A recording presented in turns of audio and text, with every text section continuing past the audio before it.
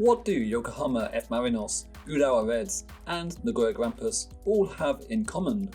They're all former J1 champions. And they're all former winners of the J.League Cup. They've all won the Emperor's Cup too, but they also hold another distinction in the Emperor's Cup. They've all been knocked out of the competition by a team that plays below the J.League, a non-professional club that strikes fear into the hearts of J.League teams around the country. That club is Honda FC, 8-time Japan Football League champions and regular gatecrashers of the Emperor's Cup latter stages. But how did this club become so strong? And why aren't they playing in the J-League? This is the story of the world's greatest non-league side. To understand Honda FC, we need to go back over half a century to 1971. This was the year the club were founded as the company team of the transmission manufacturing department at Honda Motor Company in the city of Hamamatsu, Shizuoka Prefecture. This is also where the Honda Motor Company began in 1948. In their early years, the club played in the prefectural Shizuoka leagues, but they were strengthened early on with former Kanto University League players joining the company and playing for the team.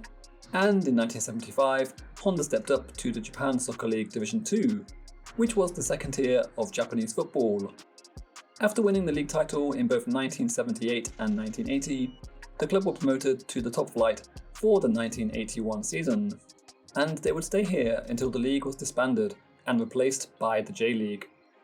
Honda FC never won the Japan Soccer League Division 1 title, but they finished third on 2 occasions, and they also reached the final of the last ever Japan Soccer League Cup, but lost 4-3 to Yomiuri Club, who ultimately became Tokyo Verdy. And what happens next in the Honda FC story is hugely important in understanding where they are today. In 1992, Japanese football embarked on a journey into a brave new world of professional football. The J-League was formed to replace the corporate team-dominated and largely amateur Japan Soccer League. 9 of the original 10 J-League teams stepped up from the JSL. However, Honda were not one of them. There were several requirements to be met for JSL teams wanting to step up to the J-League. One was to adopt a hometown and be named after it, in the process removing the club's corporate identity. Another was to have a home stadium that met the league requirements. Honda's home city of Hamamatsu did not have a stadium suitable for J-League football in 1992. So a plan was made to get around this. Honda would relocate the team to Urawa in Saitama Prefecture and merge the Hamamatsu-based Honda club with another of the company's teams in Sayama City in Saitama Prefecture. It was proposed that the team would enter the J-League as an original 10 member under the name Urawa Honda Winds. However, 2 major problems ultimately scuppered this scheme. First of all, there was unrest amongst the Honda FC squad and supporters about moving away from Hamamatsu. And secondly, Honda Motor Company ultimately didn't have the financial freedom to push through such a move. In 1991, Honda had already announced they would be withdrawing from Formula 1 due to the poor economic conditions in Japan. This decision was made despite the company providing the championship-winning engines for the Williams team in 1986 and 1987, and for the McLaren team from 1988 to 1991. So, understandably, if the company couldn't justify funding a successful motorsport operation, it couldn't at the same time launch a professional football team. Teams that didn't join the J-League were able to enter the newly formed Japan Football League in 1992, and this is where Honda ended up. But with the team weakened by their parent company's financial problems, they struggled and were relegated to the second division of the Japan Football League for the 1993 season. But in 1994, there was a restructuring of the league to make it a single division of 16 teams. And this gave Honda the chance to regroup and make a new 3-year plan to join the J-League.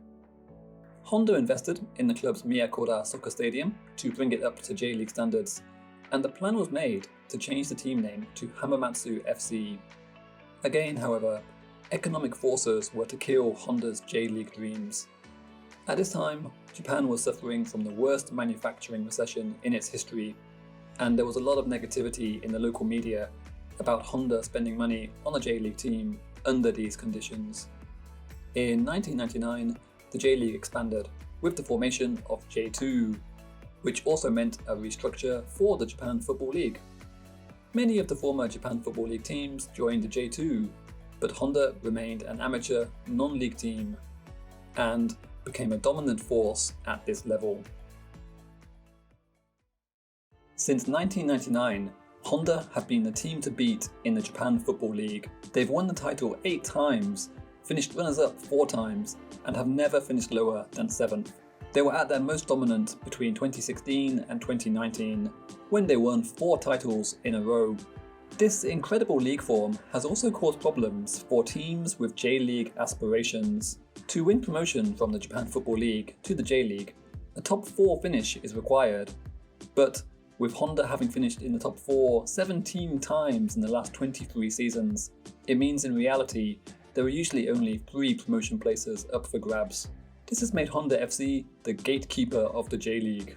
And it's not only JFL teams that have suffered at the hands of Honda. Even J-League teams have been humbled by this non-league winning machine. In the Emperor's Cup, Honda FC have been embarrassing J-League teams for years. In 2007, they knocked out Tokyo Verdy, Kashiwa Reysol and Nagoya Grampus on a run to the quarter-final. In 2019, they beat Consadole Sapporo and Urawa Reds, as they once again reached the quarter-finals. And in 2021, they knocked out Yokohama F Marinos 5-3 on penalties in the second round after a 2-2 draw at Nissan Stadium. And these performances have brought words of praise from rivals. Tokyo Verdy's then director, Rui Ramos, said Honda were a team as powerful as the J2 club, after the JFL team knocked them out of the Emperor's Cup in 2007. In the same year, Nagoya Grampus' coach, Seth Feldhausen, said Honda were not at the level of the JFL and were a very high-level team. And in 2019, after seeing his Urawa Reds team humbled by Honda at Saitama Stadium, the J1 club's then manager, Tsuyoshi Otsuki, said, "There are some players who can play normally in the J-League, and that Honda were the top in amateur football." So, how does Honda FC actually function as a football club? Are the players all working in the transmission manufacturing department of the Honda factory in Hamamatsu during the week and just pulling on their boots for training and games? Or are they all a bunch of highly paid ringers who just pretend to work for Honda? When answering this question, it's important to go back to 1971, when the club were founded. The purpose was to basically provide recreation for the factory workers, but the arrival of Kanto University graduates with University Football League experience provided a strong foundation for the team, and they were able to continue building upon this with more graduates. And as the club developed further, they began to bring in employees from other companies with an eye on strengthening the squad. And today, the situation is kind of similar. Company workers can still play for the team, and university graduates are often signed to join the company and football team. These players will work for the company in the morning and train during the afternoon. There are also professional contract players at Honda, many of whom have signed from J-League clubs.